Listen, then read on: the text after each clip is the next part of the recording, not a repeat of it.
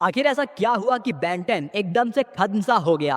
Ben 10 जो इतना ज्यादा पॉपुलर कार्टून था, आखिर कैसे उसने अपनी वैल्यू एकदम से लूज कर दी। ये साल था 2005 जब कार्टून नेटवर्क पे एक नया शो आता है जिसमें एक 10 साल के लड़के को एक एलियन डिवाइस ओमनिट्रिक्स मिलती है जो उसे 10 नए अलग एलियंस में बदल देती है। इस कार्टून का स्टोरी राइटिंग और कॉन्सेप्ट एकदम से अलग था, जिसकी वजह से बच्चों में इसका काफी ज्यादा क्रेज बढ़ गया और इसी वजह से इसने कार्टून नेटवर्क में एक नई जान डाल दी थी। और बेन 10 की इसी फैन फॉलोइंग को बढ़ते देखकर 2008 में यानी अब बेन 10 बड़ा हो चुका था, स्टोरी और ज्यादा सीरियस हो गई और बेन 10 की ऑडियंस भी मैच्योर होने लगी थी। विलेन, कैरेक्टर, इन सब की डेप्थ भी बहुत ज्यादा बढ़ गई, जिसकी वजह से बेन 10 अब सिर्फ एक कार्टून नहीं रहा बल्कि एक सीरियस सुपर हीरो सीरीज जैसा लगने लगा। और फिर 2010 में आता है बेन 10 अल्टीमेट एलियंस, जिसने बेन 10 को पीक पॉपुलैरिटी पे पहुंचा दिया। एलियंस के अल्टीमेट फॉर्म्स, स्टोरी और ज्यादा फिक्शनल और सीरियस हो गई। बेन 10 की इसी फैन फॉलोइंग को बढ़ते देखकर उसकी नई नई मूवीज, हुडीज और यहाँ तक टॉयज भी बनने लगे। देखो यहाँ तक सब कुछ एकदम सही से हो रहा था, बेन 10 की ऑडियंस फुल्ली मैच्योर हो गई थी। लेकिन फिर हुआ क्या कि बेन 10 की बनाने वाली टीम, उसके अंदर कई सारे रिप्लेसमेंट होने लगे। ओरिजिनल डायरेक्टर्स और स्टोरी राइटर्स को रिप्लेस कर दिया गया और सबसे बड़ी बात, कार्टून नेटवर्क का फोकस चेंज हो गया, क्योंकि जो बेन 10 की ऑडियंस थी वो बेन 10 अल्टीमेट एलियंस के बाद काफी ज्यादा मैच्योर हो गई थी और कार्टून नेटवर्क यंगर ऑडियंस पे फोकस करना चाहता था, यानी कि बच्चे